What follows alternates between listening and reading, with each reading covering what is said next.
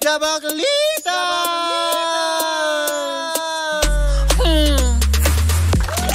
Same, pero iba. Kayo patuloy pa rin pong nakatutok at nakikinig sa number 106.7 Energy FM. Pagkawag mong sabihin radyo. Sabihin mo, hello pa rin po sa lahat pa rin po ng mga nakikinig sa atin sa mga nag-early lunch na ngayon. Aba, alam ba ng HR nyo yan? Kaya nga. Wala pang alas 12. Hindi lang yun, Mare. Lalo na yung mga nagtutulog-tulugan dyan sa, sa opisina nila. Hoy, wala pang lunch break, diba? Oo. Nagbibisi-bisihan kunwari, pero walang ginagawa. yung isinabog lang yung mga folder sa mesa. Para masabi busy. Charot. Yung pala nagtitik. Hello. Ano ba yung karoon tayo ng karoon? Nag-aabutan tayo. Diba? Hello po sa inyong lahat dyan. At syempre sa lahat pa rin natin mga panggana naghahanap buhay ngayon. Hangad pa rin namin na kayo ay kumita ngayong araw na ito. Correct, Mare. At batiin din natin, Mare, ha? Ang ating mga... Nabubulo na naman ako. Ano? Hindi praktisado ang aking pang. Dapat ganyan na. Exercise. Para namang dugong, Mare. Ay, Mare, batiin natin ang ating mga kumare nandyan sa mga palipalengke. Uy, hello po sa inyo. Hi. Yes. Diba? Agora Market, hello po sa may San Juan. Hi. Yung parking lot nila nasa itaas, diba? Oo. Dyan sa may katabi ng kulay green na grocery market. Banggitin mo na, Pure Gold. Oh, Pure Gold. Hello. Diba? Ay, mabanggitin. Alam naman ng tao kung ano yung green. Diba? Ano? Yan. Why? Hello po sa inyong lahat dyan. Magandang araw. Uy, Mare, eto na nga ang chika ko sa'yo. No? Ano yun? Ang chika ko sa'yo, Mare, ay tungkol sa kaligayahan. Ay, gusto ko yan. Maligaya ngayon, Mare, ang puso ni Baron Geisler dahil pagkatapos, Mare, ng 14 years, ay hindi na siya banned sa Star Magic Ball. Wow, tagal na 14 years pala. Yes, Mare, kasi pala nomo-nomo naman tong kuya mo. Diba? Yun na nga ang dahilan, Mare, kung bakit naman siya talaga na-ban sa pag-attend sa Star Magic Ball dahil nga sa kanyang problema sa pag-iinom ng alak. Mauy.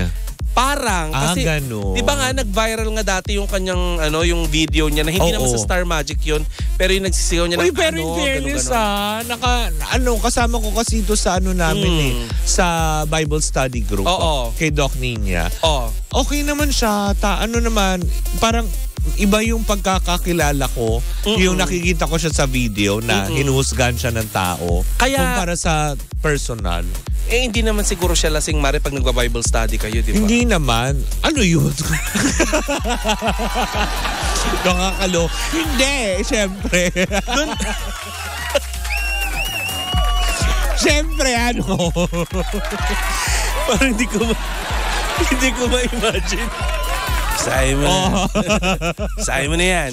Oy, hindi siya ganon. Wag naman. Hindi kasi nga, Mare, ang mga description ng mga tao sa kanya kapag nakakainom siya ng alak. Nanlilisik daw yung mata niya. Oo nga, mauy. Di ba may chika-chika nga dati na itong may isang columnist daw na kausap niya sa isang bar. Habang lasing siya, sabi niya daw dun sa bar.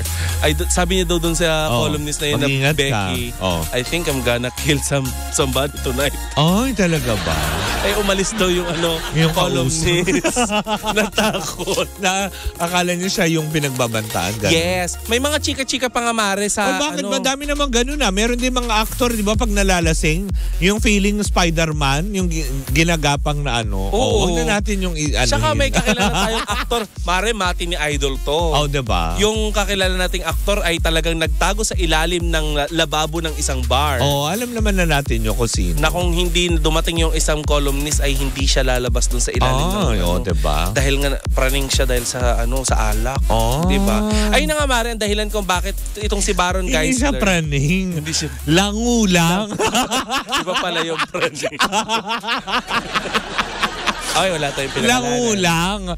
Langu lang naman sa alak. Sabi niya daw, Mare, doon sa columnist, churus.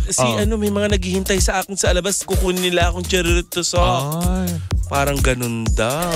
Talaga? Oo. But anyway, Mare, yun na nga kay Baron. Yun na nga ang naging problema sa kanya, Mare, dahil mauwi nga siya. Dahil sa alak kapag nakakainom. Kaya sa wakas, Mare, after 14 years, ay hindi nag-uuwi si Baron ng pulutan. Tsaka nag-aambag. Hindi ba naman mabait siyang tao, promise? Actually, Mare, naging mabuting ehemplo sa kanya at good influence talaga sa kanya itong kanyang asawang si Jamie. Correct. Dahil mula Uy, na-meet ko yun. Talaga? Si Ma'am Jamie, mabait siya. Tubong diba? Cebu yun si Ma'am Jamie. Yes. Di ba na-base sila dati sa Cebu? Oo. Up to now naman. Talaga ba? Oo. Ayun na nga, Mare. So yun ang dahilan, Mare, kung bakit unti-unti ay nabago itong si Baron. Kasi di ba, ilang beses na din naman nagpabalik-balik. Actually, kaya lang naman siguro nagkaganyan. Depende sa nakakasama. Yes. Kaya lang ngayon, syempre, magandang ehemplo yung kanyang asawa. Kaya na itatama na yung mga dati niyang nagawang mga baluktot. Correct. At saka ang pinaka-importante dyan ay nakakilala siya ng Diyos. Tama. Totoo naman din. Diba? Iba talaga kapag si Lord ang kumilos sa buhay mo. Huwag kang mabait siya. Oo. Hindi siya umiinom. Siya maoy. Hindi na siya maoy. Pero Mare, alam mo may chika-chika pa rin ngayon. Ano? Na minsan daw naaamoy daw nila si Baron na amoy alak pa din pag dumarating sa set ng shooting ngayon. Pero kasi, syempre kumaga parang, baka naman kasi may mga party lang na inatenan, may mga ganito. Hindi naman ibig sabihin, alam mo yun, trip lang niya uminom, iinom siya. Hindi naman ganun. May chika-chika daw na may dala-dala daw siyang alak. Ay talaga? Oo, nilalagay daw sa maliit na parang tumbler.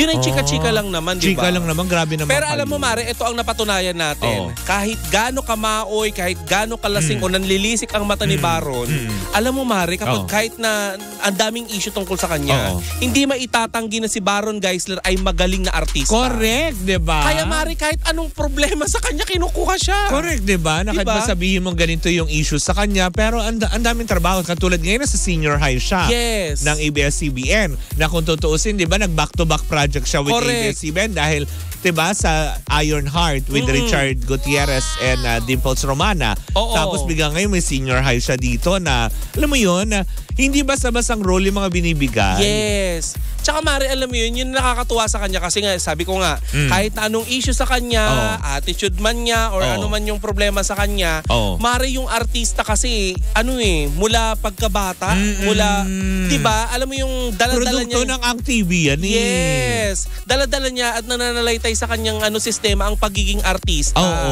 Tsaka Mare, never itong nakisawsaw sa issue ni Rendon Labrador. Diba? Diba? Samantalang yung nakaaway niya dati na si Kiko Matos, diba nag-away din sila ni Rendon.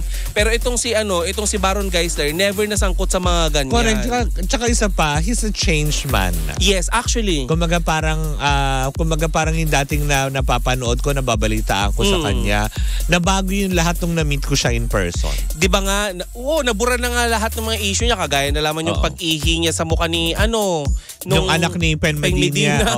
Diba? Yung mga ganong aspeto. Diyos ko. Yung mga panahon naman na tipong, syempre may mga tao naman na, alam mo yun, may mga pagsubok na pinagdadaanan. Pero siya yung living proof na kayang magbago. Actually, no? Diba? Ang galing. Napatunayan niya sa mundo na kahit na anong sama na, kung anong panghusga ang ginawa ng tao sa kanya, pinatunayan niya sa lahat na kaya niyang magbago. At saka wag naman natin siyang i-judge kung makita natin siya na maski paano nakakainom ng alak. Normal lang naman sa tao yan. Sino ba namang hindi naman nagnomo sa atin? Diba? May mga Diba? Ang masama doon, nagnunomo ka nung wala namang okasyon. At saka masama doon, Mari, nagnunomo ka, tapos yung pinangnomo mo, ninakaw mo. Tapos nagnunomo ka, tapos buraot ka, gano'n. Tapos wala kang ambag.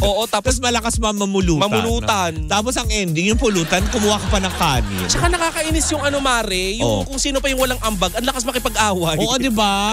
Sila pa yung mabunganga, na nakakaloka. Kaya mas maganda na nga lang pag mag-iinom kayo, siguraduhin nyo muna may ambagan. Hindi yung tipong darating na lang kapag nakahanda na lahat. May mga ganyan. Tapos ang ending, take home pa ng pulutan. Uy, huwag kayong ganon. Hindi ganyan, Jimbo. Charis. Charis lang, hindi ganyan si Jimbo. Si Jimbo ay responsible. Mo. Hindi, si Jimbo, napatunayan ko ay naubo ko. Naburaot? Hindi. Si Jimbo ay napatunayan kong responsableng kainuman. Bakit? Dahil si Jimbo, kahit nalasing na tayo, ihahatid tayo. Correct. Uy, diba? In fairness. Yes. Pero, ihatid ka niya, pero may take out. Yun lang. Sisa Naalala ko na naman. Ay, nako. Ang ating inuman sa Makati. But anyway, Mare. Oo, wala kang panty noon. At namatay si Aradel. Si Aradel na namatay at pinatan ni Papa Jackson. Those were the days that the Lord has made. Anyway, Mare, yun na yun.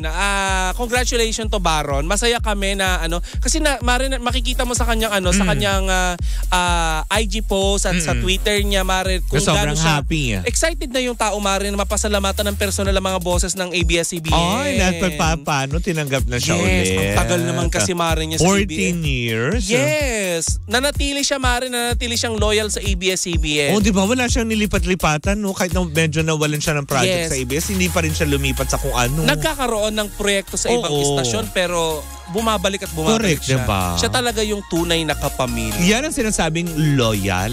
Yes. Yan ang mga dapat ninyong tularan. Oo, yun. At least, Mari, bad boy man sa inyong paningin. Binan loyal pa rin. At saka, Mari, binan ng ilang beses, Mari. Ang tagal na panahon, 14 years, pero never siya nag-burn ng bridges with ABS-CBN. Lagi pa rin siya nagpapasalamat, tumatano ng utang na loob. Oo.